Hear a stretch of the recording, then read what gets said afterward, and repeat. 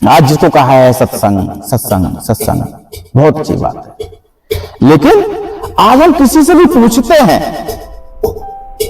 सत्संग कब से जा रहे हो, तो कोई कहता है मेरे लिए नाम दान लिए हुए 20 साल हो गया, कोई कहता है 50 साल हो गया, कोई कहता है मेरे लिए पूरी उम्र बीत गई है? लेकिन उनसे पूछा जाए कि भक्ति कहां से शुरू होती है और कहां एंड होती है, तो ये पता किसी को नहीं है। ऐसा क्यों? अगर आप अपना काश्तकारी का भी काम करते हैं, हम कहेंगे आपने अपना गन्ना कौन से कोने से काटना स्टार्ट किया है, तो आप तुरंत बताएंगे पछाए कोने से, पुभाए से या परबताएं से। लेकिन भक्ति को क्यों नहीं बताते? ठीक से कहते हैं नामदान ले लो भक्ति शुरू, नामदान ले लो भक्ति शुरू। ऐसा क्यों? आपके जीवन में 16 संस्कार हुआ करते हैं, संस्कार 16 हुआ करते हैं, लेकिन कुछ संस्कारों का आनंद तो आपके मां बाप ने ले लिया, जैसे जन्म संस्कार, वहार संस्कार, नामकरण संस्कार मां बाप ने ले लिए। आगे क्या देखते हैं? यदि अंत्येष्टि संस्कार, अंतिम संस्कार, तीसरी पत्र संस्कार, इसका आनंद कौन लेंगे? आपके बच्चे।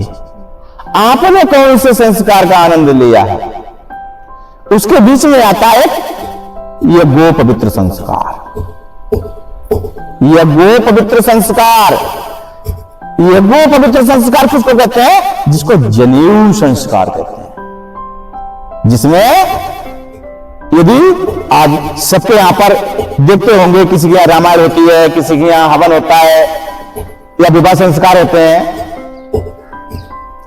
विवाह संस्कार में भी और आपके हवन में भी जो आचमन कराने के बाद में जो समय का ब्राह्मण होता है, वो पवित्र पिनाता है। इस उंगली में पिनाता है ना, जब इस उंगली में पवित्र पिनाता है तो क्यों पिनाता है? और गंगा जल छिड़कने के बाद में भी तुम्हारी पवित्र किया जाता है। कौन सा ऐसा व्यक्ति होगा जो नहा के हवन यज्ञ पर नहीं बैठा होगा या नहा के कोई भी काम नहीं करेगा, लेकिन फिर भी वो गंगा जल से आप लिए छींट लगाता है, मंत्र पढ़ता है, मंत्र पढ़ता है, ये जो पवित्रम परम पवित्रम ओम प्रजापति नमामि नमः, क्यों? उसके बाद में पवित्र पिनाता है। पवित्र क्यों पिनाता है? कि उन्हें पता है कि आप जो भी यज्ञ करा रहे हैं उतनी देर के लिए ही वो ब्राह्मण बना लेते हैं आपके लिए, इसके बाद में उस पवित्र के लिए उतार लेते हैं, क्योंकि कि तुम जैसे में खुश हो वैसे में खुश रहो, हमारे कहने से आप ब्राह्मण नहीं बनेंगे। और सभी की आत्माएं ब्रह्मलोक से उतारने के बाद में, त्रिभुवन से उतारने के बाद में ब्रह्मलोक में ठहरानी, और ब्रह्मलोक के बाद में मृतलोक में आए हैं सभी की आत्माएं ब्रह्माणी। दूसरे उद्देश्य कहने का यह है, यह वो पवित्र संस्कार जिसको जनेऊ संस्कार कहते हैं। भक्ति की शुरुआत कहां से होती है? यदि जनेऊ संस्कार से। जनेऊ में 3 ही धागे क्यों हुआ करते हैं? 2-4 और भी बना लो, बन जाएंगे ना, लेकिन नहीं, 3 ही धागे क्यों हुआ करते हैं?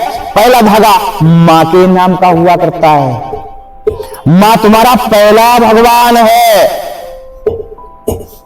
क्योंकि उद्देश्य कहने का यह है, भगवान कितने हैं संसार में?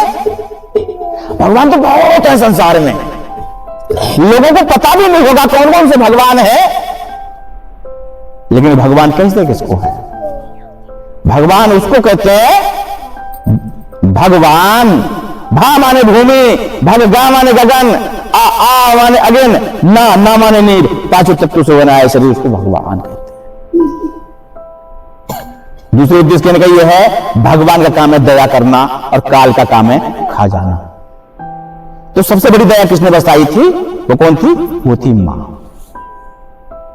दूसरा धागा किसके नाम का हुआ करता है? वो पिता के नाम का हुआ करता है। जो भी समय का फकीर होगा, जो भी समय का ब्राह्मण होगा, नारायण जो भी उसके भक्त बनते हैं, चेला बनाया नहीं जाता है, बन जाता है। उसे कितना ही हटाओ वो हटता ही नहीं है, कितना ही ठोकर दो वो झेलता रहता है, हटता ही नहीं। वो ऐसा दामन पकड़ लेता है जंबूला क्या पकड़ेगा। दूसरा उद्देश्य कहने का यह है, जब वो नहीं छोड़ता है तो उसके लिए मार्ग भी बताया जाता है, जिसको यज्ञोपवीत कहते हैं, जिसकी लंबाई कितनी हुआ करती है, 84 अंगुल। भक्ति क्यों करते हैं? 84 काटने के लिए, इसलिए उसकी लंबाई 84 अंगुल हुआ करती है, जिसमें 5 गांठें हुआ करती हैं, काम, क्रोध, लोभ, मोह, अहंकार। यदि तीसरा धागा गुरु जी के नाम का हुआ करता है। यहां से भक्ति की शुरुआत होती है। दूसरा उद्देश्य कहने का यह है, आज जिसको ठीक से कहा है, पानी पियो छान कर और गुरु करो जानकर। क्योंकि कुछ लोग ठीक से उल्टा कर देते हैं, पानी पियो जानकर और गुरु करो छान कर। और क्योंकि उद्देश्य कहने का यह है, उसके लिए जान लो ये पानी मेरे पीने लायक है, तब पिएंगे ना। गुरु करो छान कर। उनसे ठीक से पूछ लो, गुरु जी आपकी कौन सी संप्रदाय है, आपका प्रेम पद क्या है, आपका योग पद क्या है, आप कौन सी धार के हो, जनेऊ कौन सा है, माला कौन सी है, झंडी कौन सी है, लंगोट कौन सी है, जाति कौन सी है, अखाड़ा कौन सा है, तब आपको पता लगेगा संत है या बंत है। क्योंकि आज क्या देख रहे हैं, आज तो नारायण यदि बहुत कुछ आपके नगर में भी जाते होंगे, बहुत कुछ संत लोग जाते होंगे, लेकिन उद्देश्य कहने का यह है, गुरु क्यों अनिवार्य है? क्योंकि कहीं पर भी मंदिर में जाएंगे तो सभी भगवानों की मूर्तियां मिलेंगी, और यदि गुरु नाम किसका है? गुरु नाम ही उस प्रभु परमपिता परमात्मा का है। अब वो परमात्मा, उद्देश्य कहने का यह है, जिसकी पूरी कायनात है, जिसने अपने यदि भक्तों को यहां पर भेजा है, जैसे ब्रह्मा, विष्णु, महेश, यदि और भी महापुरुष आए हैं, बड़े बड़े महापुरुष आए हैं, लेकिन उसके लिए यदि वो वहीं से बैठा देखता रहता है, उसने क्या सभी के लिए सब कुछ दे दिया, बदले में कुछ लिया नहीं, लिया ना। क्योंकि सब कुछ दे दिया जीने के लिए। यदि जो ऑक्सीजन लेते हो ना नाक से, अगर ये भी इस पर टैक्स लागू हो जाता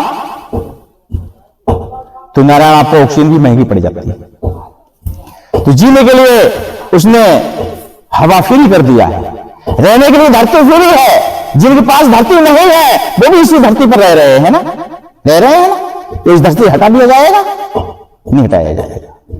और उजाले के लिए यदि चंद्रमा आपके लिए दे दिया गया है, ऊर्जा के लिए यदि सूर्य नारायण भी बहुत कुछ है,